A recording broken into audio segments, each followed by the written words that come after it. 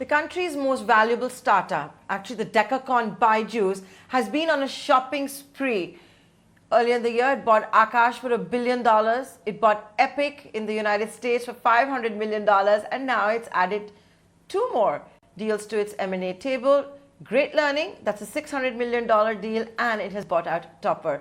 My guest today is the founder and CEO of Great Learning, Mohan, who has sold it to Byju for about $600 million. Mohan, a big congratulations. Tell us about the deal and what happens to Great Learning going forward. It is, of course, of higher education and professionals. Thank you, Nayantara. Thanks for having me on the show. It's a pleasure. I appreciate your wishes. We're all very excited by this development. It's great to be joining forces with Byju, which is now the world's largest and probably the most impactful edtech company. And I think, there's been a very good alignment in our vision and our mission to have transformational learning for as many people as possible. This is what actually brought us together. Great Learning itself will operate as an independent unit under the Byju's ecosystem umbrella.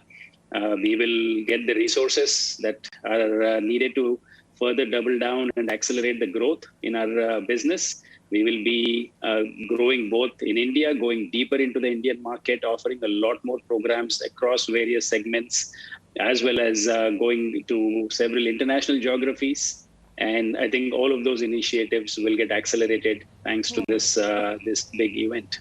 And Mohan, since I have you on the show, I have to ask you this one question. The deal was struck, with hours to go before China said, the report suggests that China is going to say that edtech startups, online tutoring should not be for-profit companies.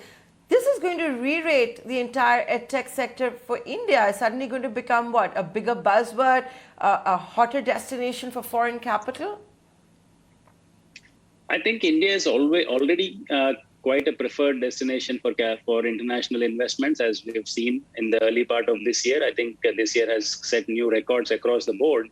And yes, it could get accelerated based on what's happening in China. I think it's too early to read into that. But, as far as our transaction is concerned, it's something that's been in the works for several months now. Even though, things just kind of reached a conclusion and we are able to talk about it now, it's been in the works for some time now. Ladies and gentlemen, a lot of you may not know this, or you may know it already. Mohan used to be the India boss for the giant Tiger Global. Mohan, you were now sitting on the other side of the table, this time being entrepreneur. How did that go? No, it's been a wonderful journey. I guess, I haven't shared this before on your show, but I started out being an entrepreneur.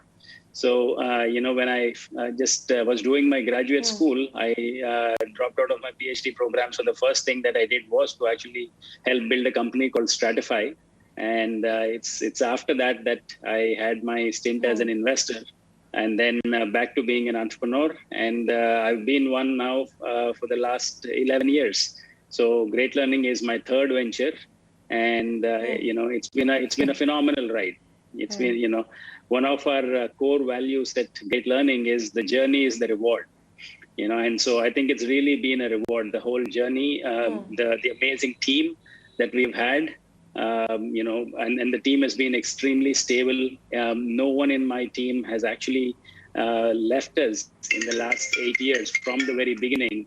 And the team has been, and even in the next 2-3 levels, we've had very, very little churn, which has allowed us to grow in the manner that we have. When you have that kind of team continuity and team stability, it really helps. And that's what's allowed us to grow in a bootstrap manner and get to $100 million of revenue run rate without actually requiring any external capital.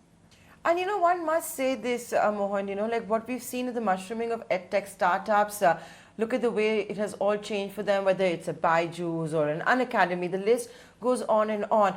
But today, with the kind of headlines that you're getting globally, the way the markets, the public markets also reacting to statements coming out of China, whether it's for EdTech, they made another one for food delivery, be nice to the delivery personnel. We're seeing stocks react. Now it's saying, companies like Tencent cannot have exclusive access as far as music rights go. So while India is the third largest startup ecosystem, and we talk about it being, a distant third from the US and China, one should appreciate that here, at least there is some policy certainty, and the Indian government is not making noises that's bad for entrepreneurs or for foreign capital. Absolutely. I think, the same dynamics that, were at play when things were going up. Now we are seeing the other side of that coin, right? So, whereas in India, everything is deliberated, all inputs are taken. So yes, we take more time. Things happen at a slower pace, but they are more, there's more background work that is done, and there's more stability in that sense, right? And that's, hopefully that's what we'll continue to see, and it'll actually get appreciated now. So far in the last 10 years or 15 years, we've seen only one side of China, and now there is the other side that is that we are seeing glimpses of. Because one still can't understand why China would do this. You should tell us. You probably know better than us. No. But Mohan, coming back to Edtech, and like I said, maybe because of what's happening in China, India can really seize the moment. You have Byju, which is perhaps the world's most valuable Edtech startup as well. Jokes aside, people might say, oh, Ravindran Byju is also behaving like a private equity kingpin. But, the fact is it's become a very serious global player as well. You're seeing other Edtech companies also, gain a lot, grow exponentially. Do you think Edtech can be another fintech for India where, be a dominant player globally? I absolutely believe that. I think, not only in the future, we already are making a significant impact at a global scale, right? So Great Learning itself has a substantial global footprint. We have students on our platform, 170 countries, and we have paid students from 85 countries. So what we have to offer is being appreciated and is being adopted in many, many countries around the world. As you mentioned, Byju itself has an increasingly growing footprint, and there are other edtech companies from India that have gone global as well. So I think India will actually play a very substantial role in edtech globally, definitely in all the English-speaking markets, and possibly also in other language markets as well. And the reason is that, we have a very strong and thriving tech ecosystem, right? So things like technology and tech-related skills, at least in our space, are the same globally. Right, when somebody is learning AI or data science, what they are learning, wherever they are in the globe is basically the same thing. So if you are actually doing a good job of teaching them that, they will adopt you. And if you are able to offer a good value proposition, they will adopt that. And we definitely have the advantage of the skill set that is there in India, the instructor pool and the base that we have in India. I think all of these are very differentiated strategic assets that are there that we can leverage to build world-class and, the largest companies in the world. So I do believe that the largest edtech companies in the world will continue to be from India for a long time to come. But can I also ask you one thing, Mohan? Aren't all you edtech companies also sharing and, trying to grow on the same base? Of course, the India internet user base must grow. But even if you look at e-commerce, which has got a first mover advantage over others, whether it's edtech, health tech, all of that, you've got a 7% penetration. Your smartphone penetration in India is also 30%. So even when you compare that to China and all of that, I understand there's room to grow, but is it growing fast enough? So first of all, there is the addressable market and how fast the addressable market is growing. And second, the penetration within that addressable market. Okay, so in our segment, I can speak about our segment. The penetration is still very, very low. Okay, so the number of people who have upskilled or who have experienced upskilling is actually very low, right? So, our paid target or paid audience, paid learner so far is only still just about 60,000. Just in India, there are more than 15 million professionals, 20 million professionals that are there that need to upskill, right? So we just barely have scratched the surface. Similarly, in the higher education space, what the realities of our higher education sector are.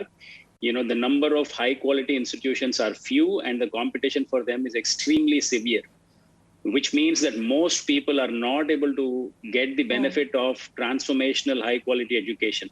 And that's really where online learning and technology-enabled learning has a role to play, and I can actually expand the access to high-quality education for a lot of people. So we, in partnership with our academic partners, we've been able to deliver very high-quality transformational programs to many, many people, addressing this massive shortfall of quality learning in our country. So I believe that we have a long way to go. The penetration in the addressable market is very, very slow, low so far. And with that, Mohan, I'd like to thank you again for joining us on your big day, that great learning, which has been sold to Byju for a $600 million cash and stock deal. You've got the founder and CEO exclusively on ET now talking about that transaction, how it's going to operate independently. And of course, we got upon the larger question of Edtech and how India's faring. This is India's moment, especially with what's happening in China. This is a conversation we're going to continue having for the days to come. Once again, congratulations, Mohan, and the entire Great Learning team.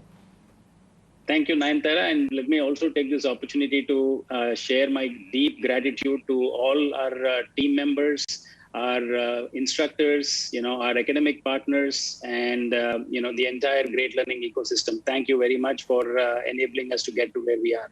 Thank you.